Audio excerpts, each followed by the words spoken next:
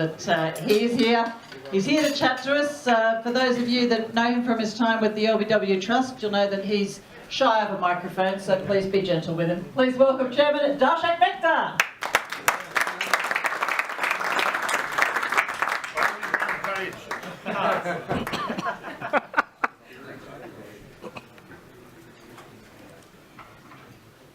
I'm nowhere as good as Stephanie says I am. I'm better.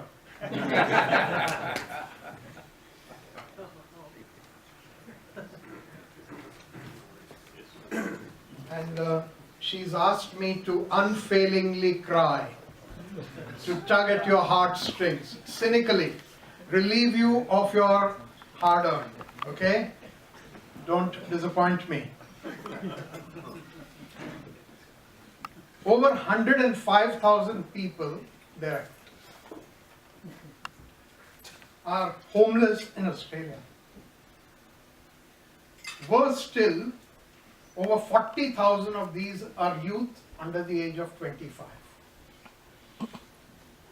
And more horrifyingly,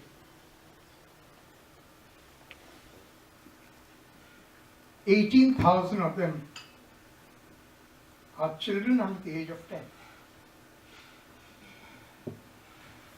And out of these, 400 will sleep rough tonight.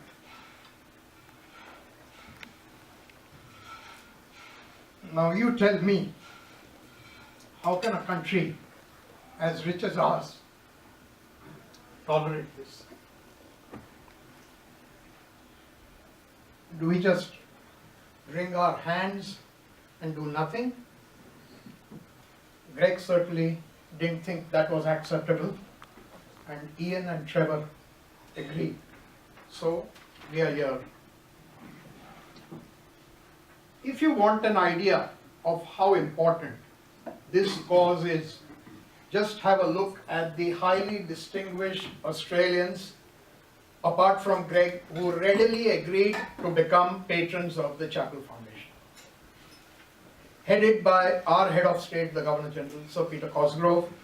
The list includes former Governor General Dame Quentin Rice, former Prime Minister John Howard, former opposition leader Kim Beazley, tennis great Pat Rafter, the legendary Dennis Lilly, eminent journalist Lisa Wilkinson, and stars of the business world Sir Ron Brierley, Basil Sellers, and John Singleton. Now there are more stars there than there are in the Milky Way. We are extremely proud of their association and engagement and appreciative of their wholehearted support. At last count, there were 54,000 charities in Australia. We became number 54,001. How will we make a difference? Will we be duplicating efforts? Simply speaking, I will introduce our board members who are present. Lynn O'Brien, a fair income terrorist. She even had the courage to come up and say, be on time, don't monopolize the microphone for too long. Bullshit. Malcolm Knox, blessed by the goddess Saraswati, the font of knowledge, wisdom, and learning. Ralph Hobbs, teacher, boxer, painter, rower, aka George Smiley. We are missing Tracy Holmes, who was unexpectedly dispatched to Delhi by the ABC at short notice. And we are extremely grateful to Stephanie Brands for so gracefully and readily agreeing to do this.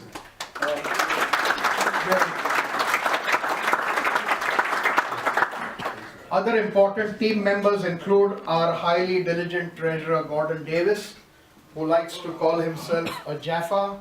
I cannot describe in full what it means. Please meet him, he will explain. And our IT whiz, Arjun Deer. A lot of you in the room know Greg.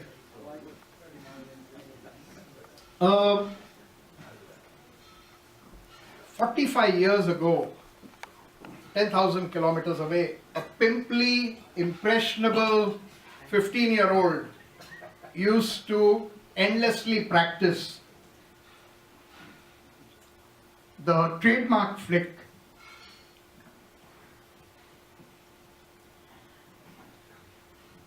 and that sublime one drive. When in his cricketing dotage, that same chum was approached to write a foreword for his legendary hero's